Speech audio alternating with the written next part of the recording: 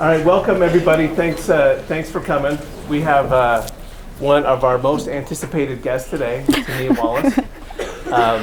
Tenia is, she's currently the Chief Operating Officer at Decorworx. Decorworx is a multi-million-dollar nationwide design firm that's located here in Cedar City. It's I'm not just saying this to kiss butt, but it is the most beautiful workplace in Southern Utah. It's a gorgeous place to work, and we'll be going there for lunch today. So I don't know if when Abby comes in, Abby's not here yet. Abby arranges our lunches, but we're going to be going there for lunch, and it's a treat to see their place of work. So she's been at Decorworx for 15 years and has served in many positions there. She's currently poised to assume the position of CEO within the next 5 years. So how did she get where she is? Well, she started at SUU. She has a degree in graphic design. Tenia also and her husband Andrew have two daughters that they cherish and love to travel with a lot. And two other things. So in the next month, she's going to be featured in 2 magazines. Most of us go our whole life without being featured. And Tenia will go in the same month getting featured in 2 magazines. So one is Utah Business Magazine, 20 in their 20s. She'll be profiled there. And in an industry magazine, she received the Next Gen Award. Please welcome Tenia Wallace.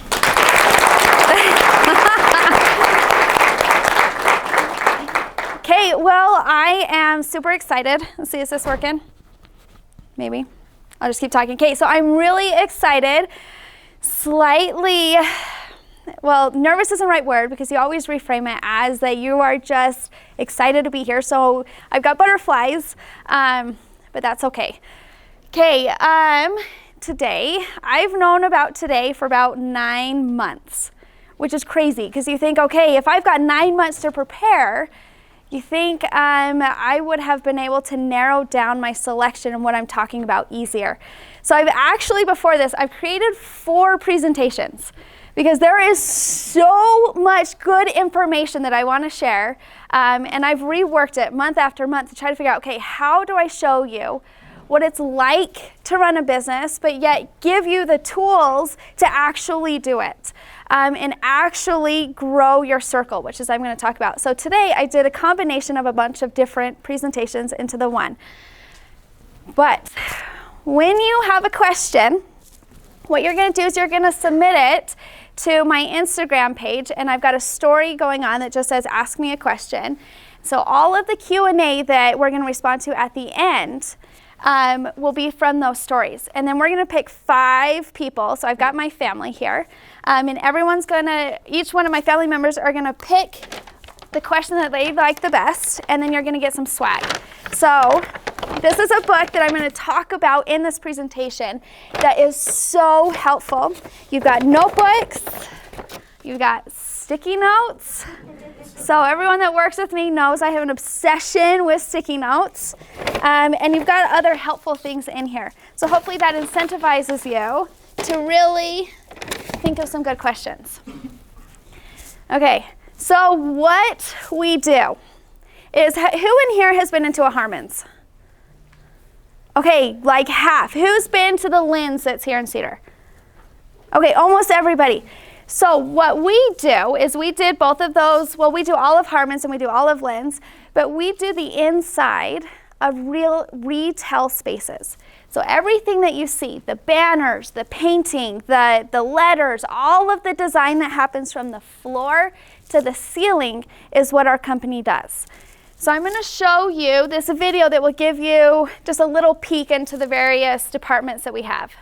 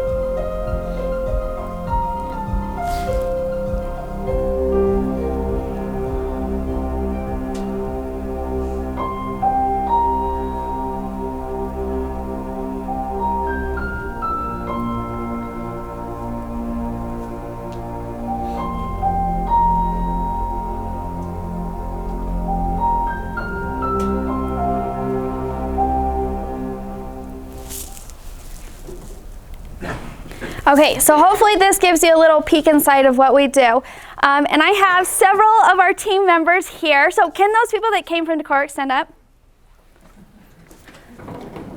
Awesome. So what I wanted to show is we're a company in Southern Utah and we have about 60 team members. But we don't have team members that just have one skill set. We've got team members that are craftsmen, that are creatives, that they design and engineer, and that provide a customer experience. And so to do work on this magnitude, we have to have such specialized people that are within our team to actually make it work. And so we have projects that range, trying to think, our sweet spot, generally about $50,000 to $1.5 million per project. And so it needs a lot of hands that are touching these things. For one, if you see like one of these letters, for one of that G to get through our system, it touches about 15 different people to actually be installed in the end. So there's a lot of moving parts. So today at 4 o'clock, if you're wanting to walk through how we build things, you can come to our facility and I'm going to give a tour for anyone that wants to see the process. So as you can see here, we do things that look different within each department, and we do this across the nation. So it's not that we just do it in Cedar City or in Utah or in the Intermountain area. We touch almost every state across the country, which is incredible because it requires us to travel to each one and really get to know the customers that we're serving there. And then as I talk today, you'll see on why if you're gonna lead a company, that you need to know all of the departments within your company. Okay, so does that make sense then? Everyone good on who we are? Okay. So I don't know who has been into our new facility. It is awesome. It's one of those accomplishments that I think will be a highlight of my life. But we renovated the old bus garage that was on Main Street. So it's 2 buildings north of State Bank. Okay, we walked in here. We had been looking for property. We had been looking at other buildings, and we really needed something that showed what we do, right? That it really communicates our brand. So we walk in here, and you'll see my dad right here on the bottom. And it was a mess. And we're thinking, okay, does this have the story that we want? What is this communicating? So we stand in there and we're like, maybe we'll look at some other buildings, but we kept coming back. And so then later on, you'll see these, it starts to get cleaned out. We bring my mom in and we said, hey, we're looking at investing in this property. She's like, what? like there is no way I'm investing my money in this property. And we're like, no, come in, just sit in here and feel it. Feel the history, imagine it. So over the next couple months, we brought in our team members, we brought in the bank that we were investing with, and everyone's like, what are you guys doing? Like, we know you're creative, but this is a little out there.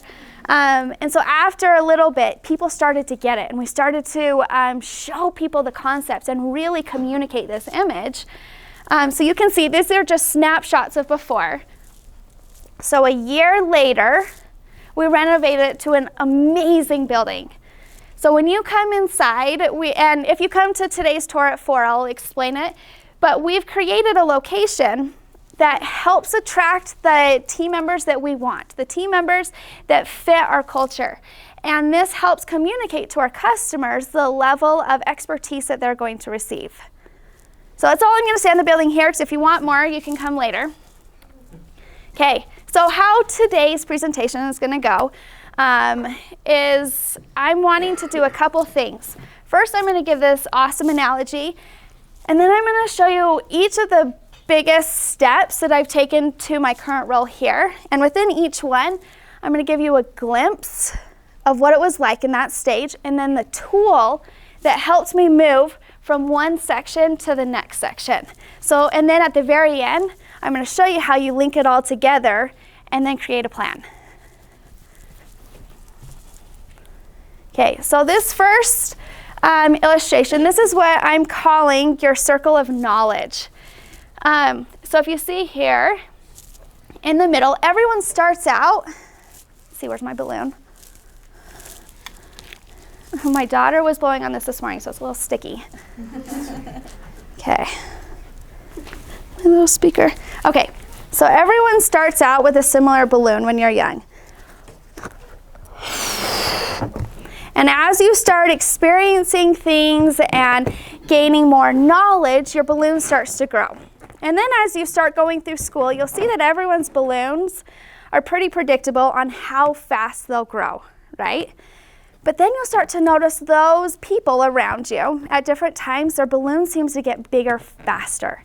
It's like, how are they doing that? How are they gaining more expertise or getting into positions that other people around them are not? So I'm 29 years old, and I've been able to grow my balloon at a very rapid pace because of one thing.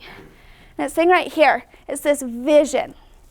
So the vision is you planning and taking the breath to blow up your balloon. In your mind, you've got to figure out, okay, my balloon is this size, but I'm really wanting to get it to this size here. And so you've got to think in your head, okay, I've got to take 3 or 4 breaths, maybe 10 breaths to actually get it to this space. Because if you don't think that you want your balloon to get bigger, it's just going to stay the same. Or if you do what everyone else is doing in school, the same homework, working the same hours, reading the same books, your balloon is going to grow at the rate of everybody else. Unless you take a strategic and deliberate approach to do things differently. That's what I'm going to talk about here. Okay, so this first part, I'm going to show you growing up. So I grew up in a family that operated a business. And this is, I want to make sure I articulate this right. So I was a terrible reader. I'm thinking most of my family, there we go. My sisters, but we all have dyslexia. And so reading took us a very long time. I was in the 6th grade, and I was reading at about a 1st grade reading level. And so as I was going in, I really struggled. I wanted so badly to be like my friends who were reading the books inside of class, and I was just sitting there pretending. I wanted so badly to be as good as what I thought that they were. And this is where I was very blessed growing up that I had 2 very devoted parents.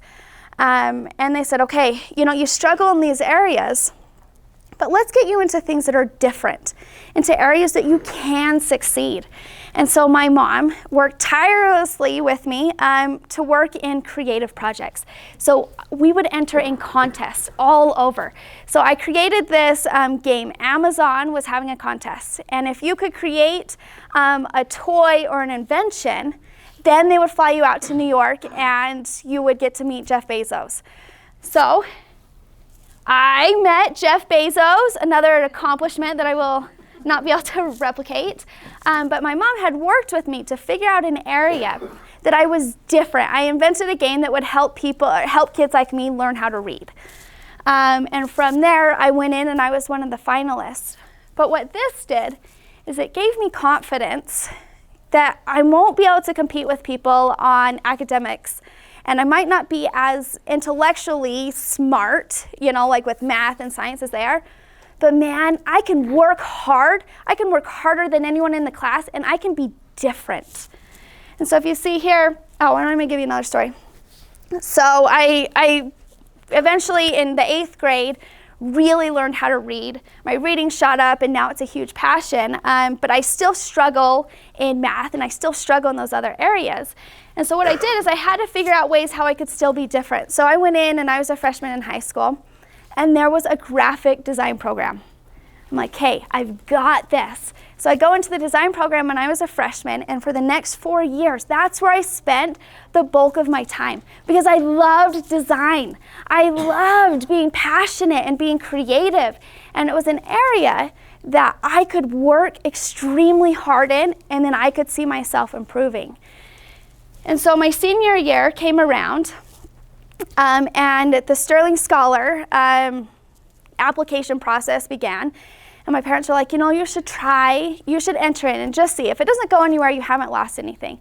It's like, okay, I'm a little nervous. The GPA to get in, you had to have a 3.2. I'm like, okay, I have a 3.21, so I guess I can get in. And so I apply, and I got it for the school. And I was jazzed because I didn't even think I would get there. And then I went to the state level. And so I walk in, and it's a room similar to this. And maybe the third row back, there was about 8 judges. And I, walk in, I had my cute outfit on, I was confident, and I had a big old banner that I had designed. And so what I did is I rolled it out. And I said, okay, I see that you have my transcripts in front of you. You can see that I did not do very well in math, and I really struggled in science. But you will see that within the creative departments, I had an A every quarter. And what I said is I'm not the same as the other students you've been seeing coming in. And within my field, I had 4 valedictorians. Okay, so these kids are smart, right? And so they came in, and I was talking to them, I said, I'm not going to be the same, but what I am is I'm different. I'm here because I have a passion. I love this field. I love this industry. And I'm going to make it my career. I can't be smarter than the other ones that you're interviewing, but I can be the hardest worker out of all of them. And I am going to take the scholarship that I win, and I'm going to put it to use. And so that was my end thing. And I walk out, and I get into the minivan. My mom was driving. And I was like, okay, I told them that I'm not as smart. I was like, oh, was that a good idea? And then I get on stage, and I ended up winning, which blew my mind.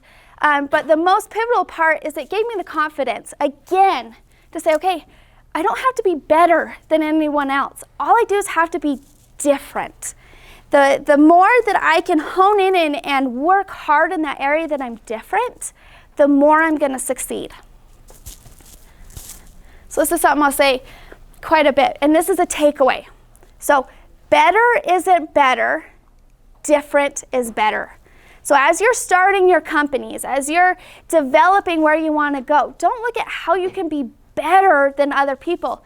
You look at how you can be different and how you can really niche down there, because that is what's going to make you stand out, is being different than those around you. Okay, so a little peek into the family-operated business. I'm just going to highlight the lovely pants over here, the 90s pants. So our business started in 1996. And what this is it shaped our childhood. So my sisters and I will comment that the business is our other sibling, because it was very much present in our lives as a sibling would be, except the sibling was very needy all the time. And this is where I learned some pivotal skills that really helped me. It helped me decide what I was going to do later on, 15, 20 years later. So my parents, very, very hard workers, very gritty. And so growing up, you'll see we're working on projects here. Growing up, they involved us in a lot of the process. And when I was 14, my dad was diagnosed with MS. And what this did is it put things into perspective and saying, okay, Dad has MS, and my parents started talking. Okay, what are we wanting to have happen? What's the purpose of the business? What are we going to do? And for my dad, slowing down was not an option. He's passionate. He runs. I mean, he loved the business. And so finding ways to shape a lifestyle around the business was very pivotal in our lives, because what they said is we're not going to wait until retirement to live. We're gonna work really hard. And any of those that are in a business or running a business, it's not 8 to 5. It's like 2 full-time jobs. It's your whole life. And what is we're going to work really hard, but then we're going to play really hard. And so as a child, I was able to see 2 sides of the pendulum. So I was able to see this side where we started traveling. And we were experiencing so many amazing experiences, and that's this side of the pendulum. And then we also saw the other side when the business is struggling, when the market turns, when it's actually the gritty part.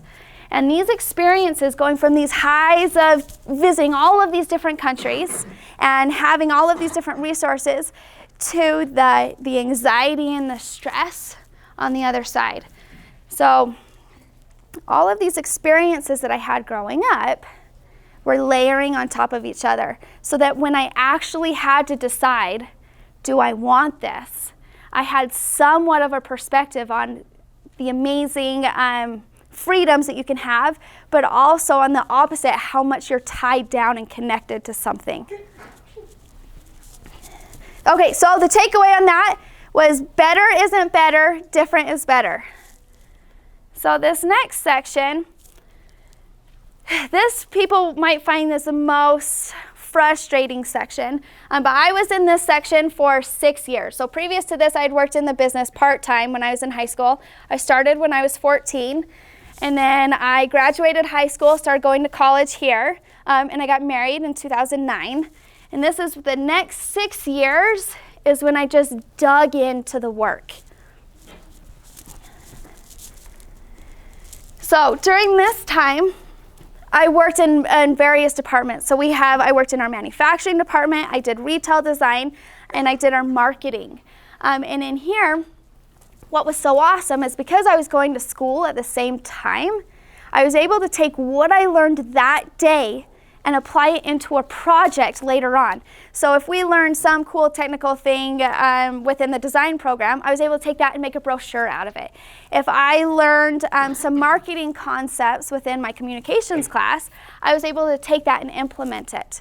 And that is what made my education valuable, because it's taking that knowledge that you learn and then immediately building it back in, because that's when you start to get that knowledge that's deep, and that's when you start to get the knowledge and the experience that then you can grow on.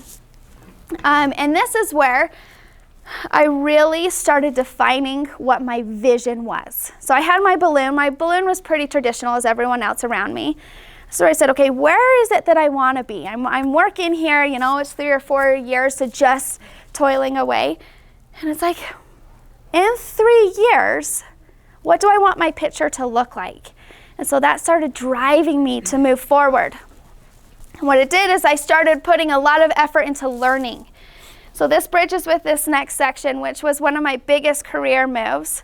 I was 38 weeks pregnant and with our first baby, and our creative director had quit at our company. And this is where it's like, okay, you know, I've been working full-time for 6 years. So I know a lot about the business, but am I ready for this position? And I had all of this anxiety and saying, okay, if I go in here, I'm going to do a stellar job. And so I applied about a week after this, and then the leadership team let me know the week that I went into labor that I had got the job. And what the agreement was is, okay, after your maternity leave, then you'll start in as creative director. Okay, so I had a baby and I had a C-section on a Saturday. And then two Mondays after I went into work, because I was so excited for the role. And that's where I was just gonna dive in, because it's like, I don't wanna wait. No, I'm excited for this. I'm excited for the growth. But this also was the time that I had so much to learn. I had to learn for the first time, because I had never led anybody, I had to learn how to communicate. I had to learn how to be organized. I had to learn how to lead meetings. And none of that learning takes place from your 8 to 5. All of that learning took place from 5 to midnight every night. And that's still what I do, because if you want to grow and you want to get steps ahead, you've got, just like your balloon, you've got to be doing things that are more than those that are around you, because then your balloon's going to be the same size. So my vision was I'm wanting to be this type of leader. So what I had to do is take the breaths to actually get my balloon that big. Okay, I'm going to show you this video. It's 3 seconds. But I was going to create a video here that would show you what it was like to be a creative director. I mean, I was excited. I had been in the position for about 6 months, and I wanted to capture the time, because I felt like I was in a really good place. And so this 3 seconds will show you the reality of actually how I felt.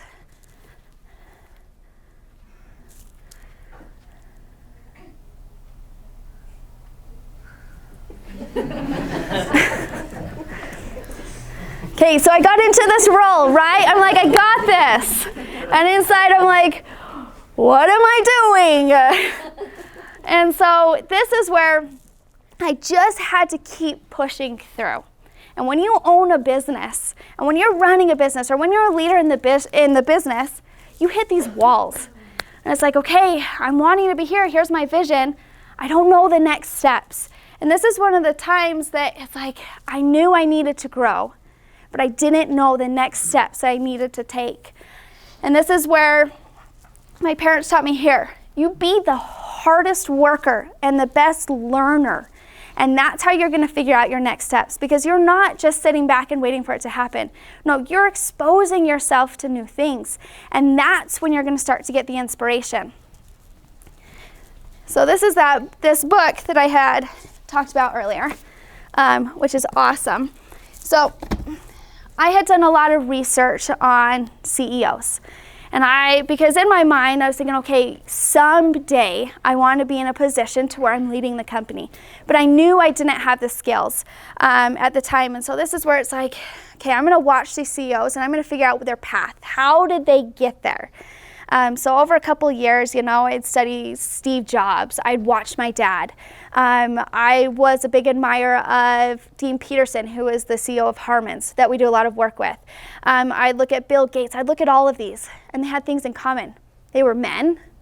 They were powerful. They were very direct, and they commanded the room. And that was opposite from me. Here I am, this young woman, and I'm passionate, and I'm enthusiastic, and I love to create connections, but I didn't have that power that these other gentlemen had. So I started to feel some self-doubt and saying, okay, can I do it? I'm different, and I can't be better than what they are because I just don't function that way. So what it is I read this book, and there's a quiz that you take here. What it does is it gives you your 2 advantages. What are the 2 things that make you different? What are the 2 things that help people connect with you? So my first one that it had is I was passionate. So I could never come across in that power role that I had mentioned that these gentlemen can do so effortlessly. But what I can do is I can lead our company, and I can be passionate about it, and I can connect with people on a relationship level. And that's how I can lead. I don't have to be the same. I can be different. And so this was a huge tool that I utilized in helping me have confidence in who I was, even though I was different than what I thought a CEO needed to be. Okay, this is the next tool. So this is it's kind of like the secret sauce.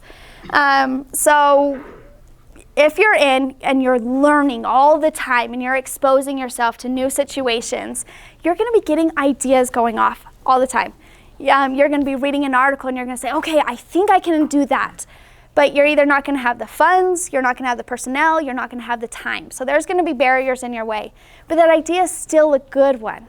So what you do is you keep a big idea notebook. So you'll see here, this is my actual big idea notebook. It's huge.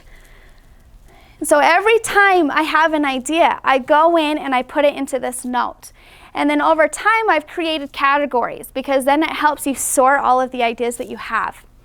And this big idea notebook is where most of the innovation has come from, because at some point, it's come out and it's like, hey, we could do that if we were bigger, or we could do that if we had funds.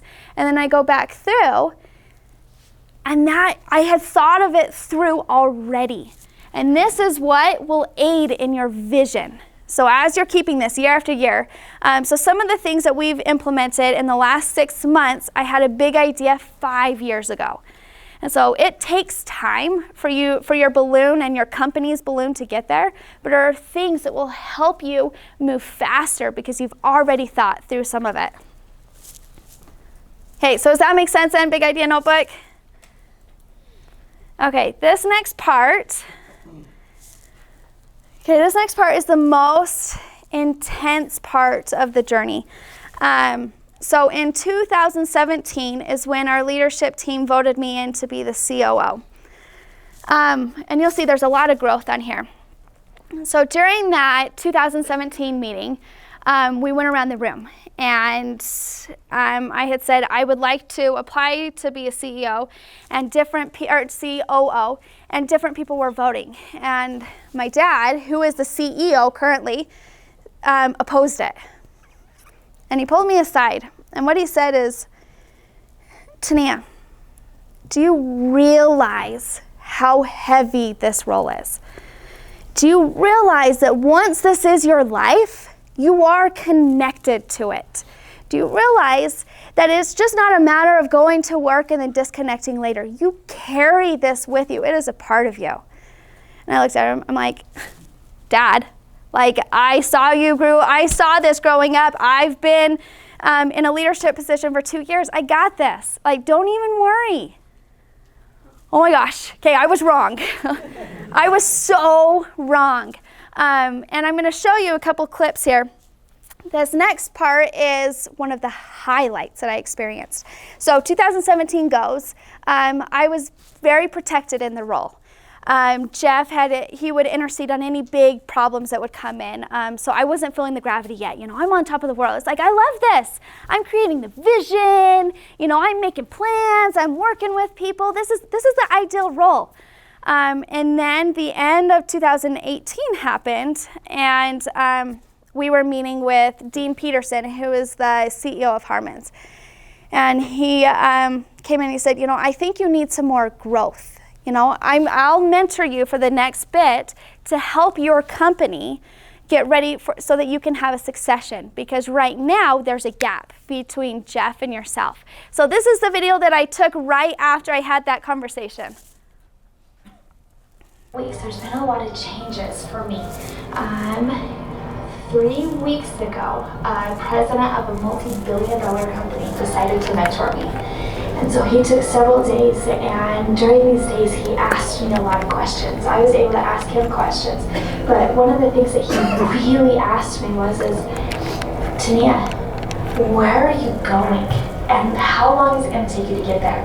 You know, when are you going to transition into the next level? What does that even mean? And I sat back and I was like, I don't know. I don't know what time. I don't know how long I have or what skills I need to have. And so after that, I went back and I really started reflecting, okay, where am I right now and where do I need to go? And then the next week, the company, we were able to meet with their whole board. So my dad, my mom, and myself met with their VPs. We met with because they're a family-owned business, we met with their family who's working in there, and they had the same question. They said, hey, you're in a family-owned business. You have to figure out your succession plan. For this to succeed well, and for people to trust that the next generation has the skills, you've got to start implementing that now and learning it. So, what we decided is I have 5 years.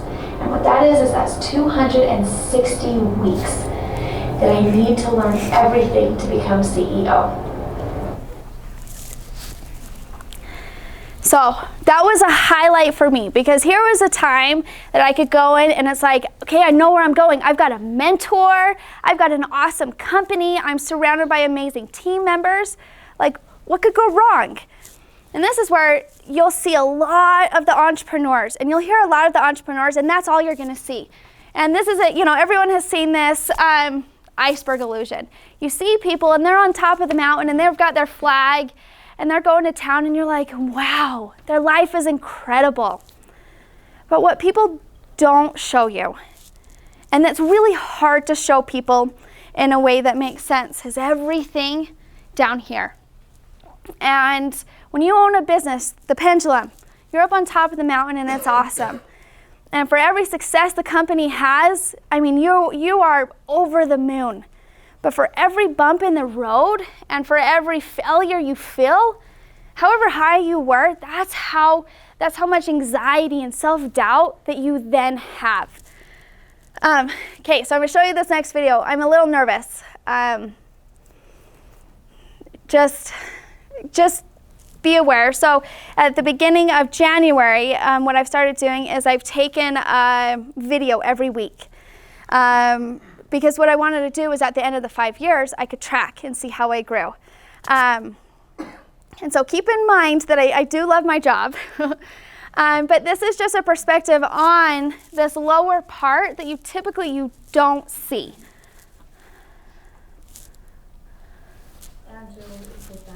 So how was your meeting? And then all of a sudden it hit me. I feel so inadequate at this job. I don't know why I'm doing this job. It's like I'm trying, and I mean, this is so lame.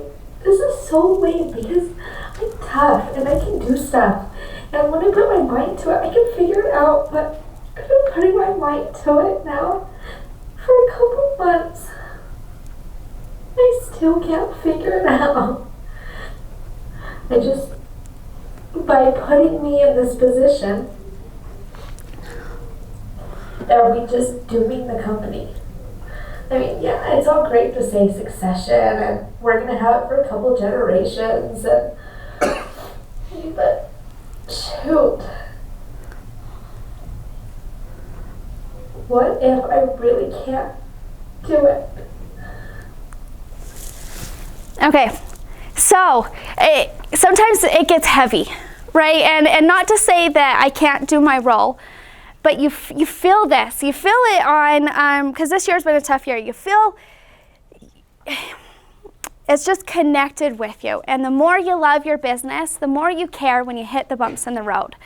And so that's what this year, starting in the beginning of January, I felt the bumps in the road. And you're always carrying it.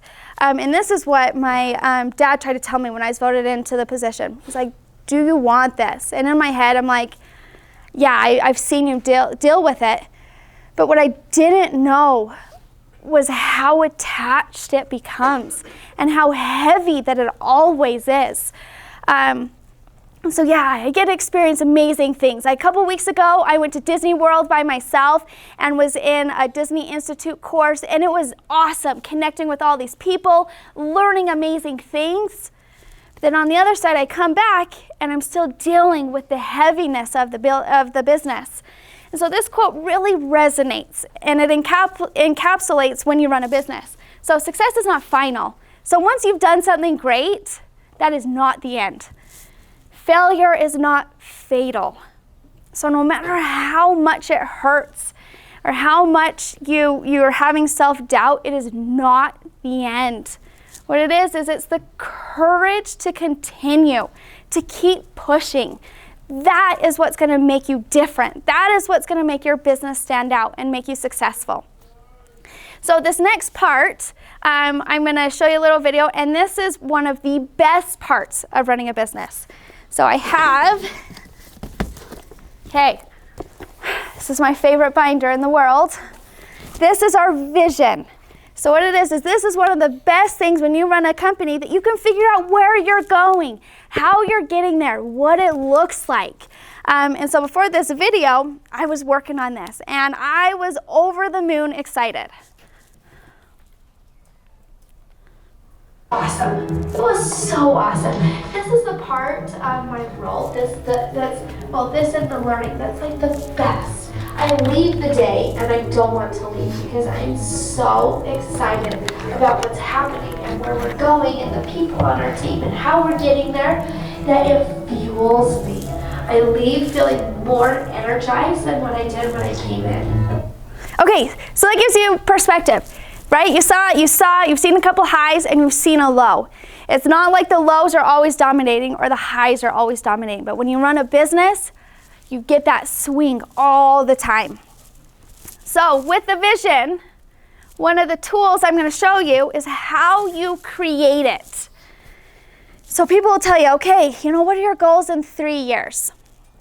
And you're like, I don't know, and you start writing down some random ones. But what really helps you create a great vision is you ask yourself questions to get outside of your own mind. So one of them, so say you're doing it for your company. What, in 3 years, What is the media saying about your company? In 3 years, what are your team members saying about your company? Because now when you look at it from the media's perspective, you're able to look at it from an outside view. When you look at it from your team members' perspective, you're able to look on it from the inside. When you start asking yourselves questions, it's not just based on how you're feeling in that moment. You're strategizing and you're being deliberate in what you're wanting your vision to look like. And you do 3 years at first, because 3 years is not too far that you start going into outlandish goals, but it's not too close that you can actually get some traction. So 3 years is kind of that sweet spot that you start in. Then you hit your 10 years. You know, you do just a couple ones, okay, in 10 years, this is really what I'm wanting. And then you do your 1 year. Your 1 year is very important to keep the motivation. And then every 90 days, every quarter, you're breaking up your 1 year into actionable pieces. Okay, so this is how you bring it all together. I've talked about you're a continual learner.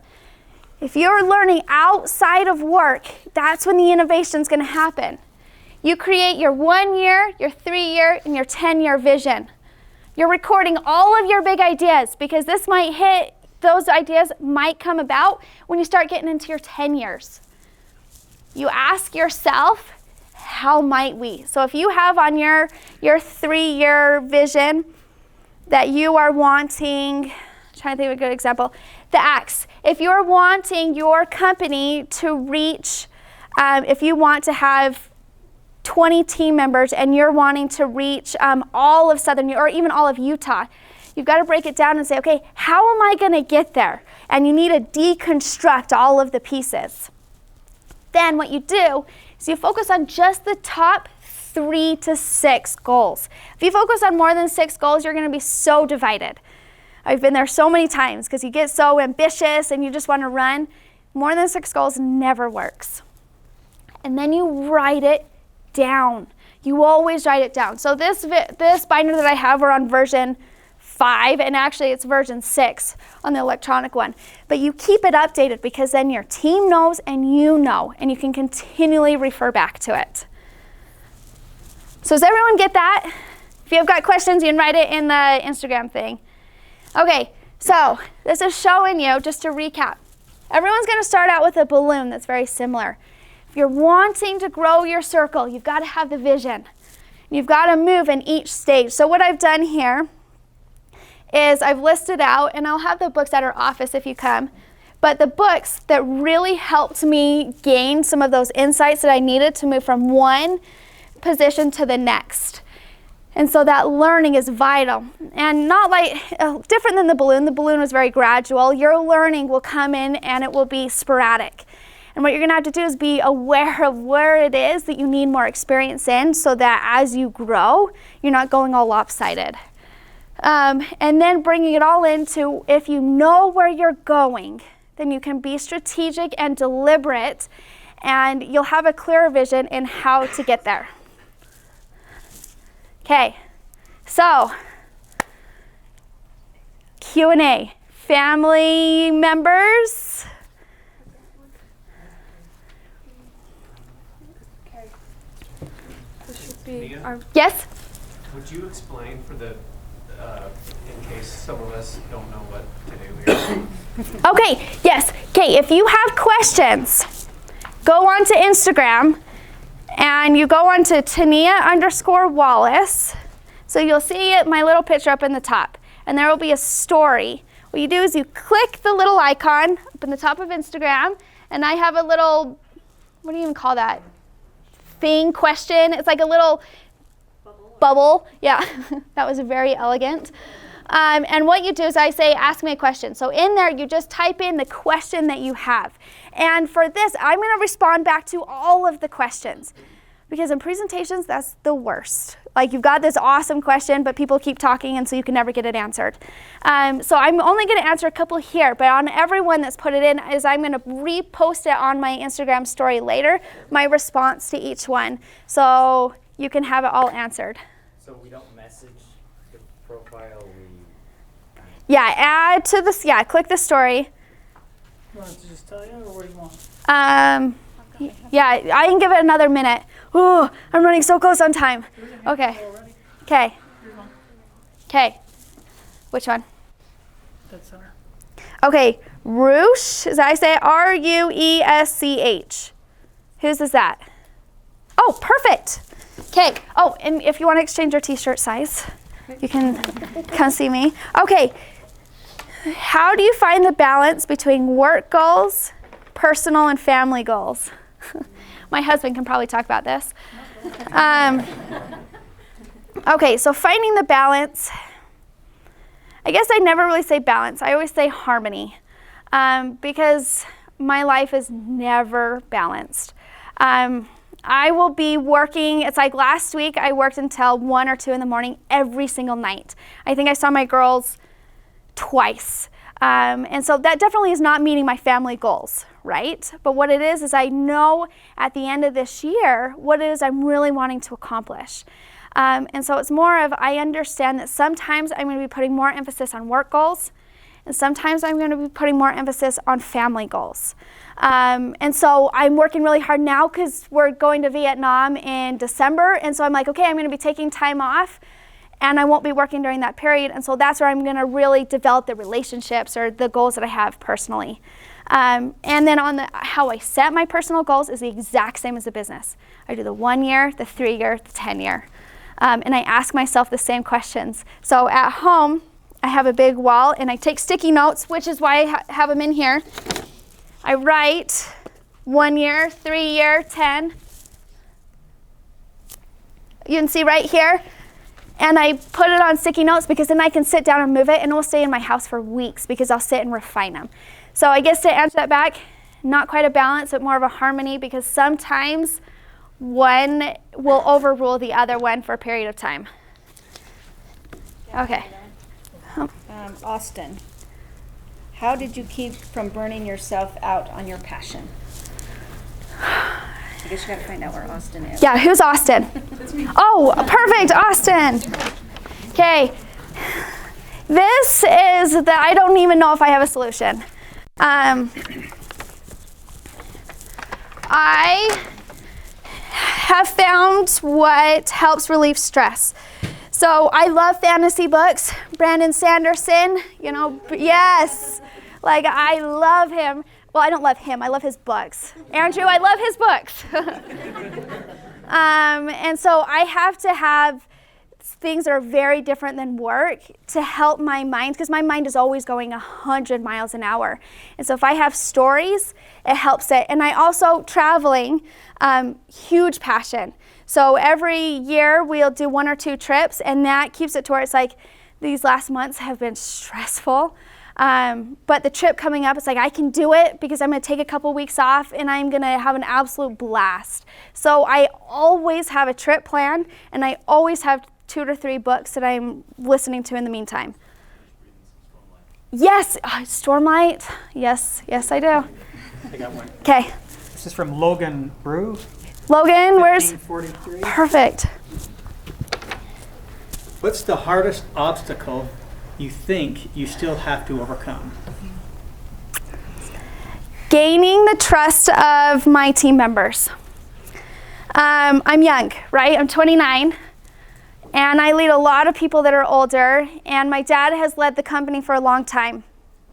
And so culture and gaining trust is a long-term, it's a long game. And so that is something for me to really have a great company, is my team members need to trust where I'm at, what I know, and where I'm going, because if not, the company won't work. So it's the most intangible but hardest part that I'm trying to work on, that I'm going to continually have to. Okay. Okay, Everett Hatch. Who's that? Perfect. Okay. Okay, what do you think makes the people you hire different from those you don't hire? Oh, that's a good one. Gotta look at my team members.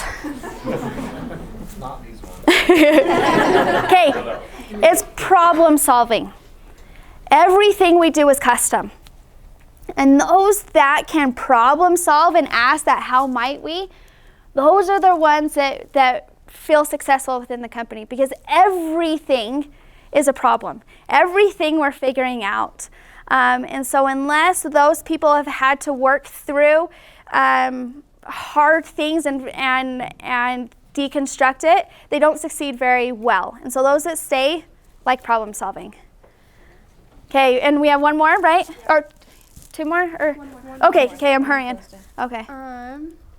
Okay, this one. Have you learned anything Who said it? Lassie Strump? I don't know. Lassie Strump? Oh, right there. How do you say it? Lesson. Okay, I cannot repeat that. Have you learned anything from your travels, or have you purely been breaks from work? Oh no, I learn. Oh, man, we go to some crazy places. So when I was 14, we went to Egypt, and what we did is we stayed with a family. Because we don't go to just the places to see the tourist things. No, we go to live, and we go to really feel the religion and the culture. So we stayed with this family here. We went to the school with the kids. And so every place is very deliberate. So here in Panama, we went and we visited with the embedded Indians. I did a backpacking in Taiwan, and I did it for a couple months where I would stay, and I stayed in different monasteries. Or I lived in Turkey for a couple months. And what that is it's like, because we're very much in a bubble here in Cedar City and in Utah. And so unless you're deliberately breaking out of the bubble, you think like everyone else. And so when we travel, it is not to see the sights, but it's to experience the life that's there. And that ends up infusing your business with perspectives that you can't just get within Utah.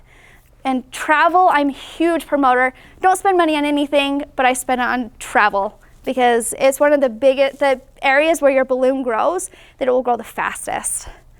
So, awesome. Okay, got your guys is here. Okay. Okay, I think that's probably it for questions. Yep. Just want to say a couple things in closing. So, well, first of all, that's Abby in the corner there. We have a couple slots available for lunch still. We are full right now. Okay, never mind. You're out of luck. However, if you want to see Decorworx, it's 4 o'clock today. 4 o'clock. That will count as event credit. I'll put details in Canvas, and so that will count as credit. It's definitely worth your time to visit and see Decorworx. The other thing I want to say is that this is one of the best presentations we've ever had in this class. In terms of the quality, let's.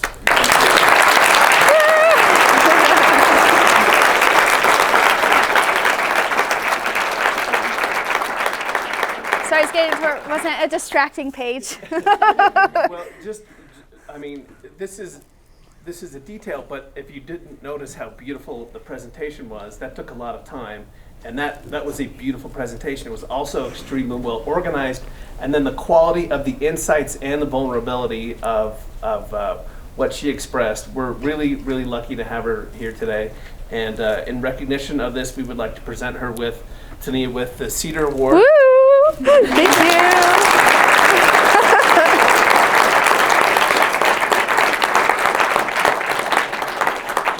You could do a lot worse than following her as an example in your careers. So so please come today at 4 and take a tour of Decorworx. And then I'll respond to everyone else's Q&A on there. So after obviously all the festivities today. So sometime tonight after daycare, I'll get to everything. So, okay, thank you.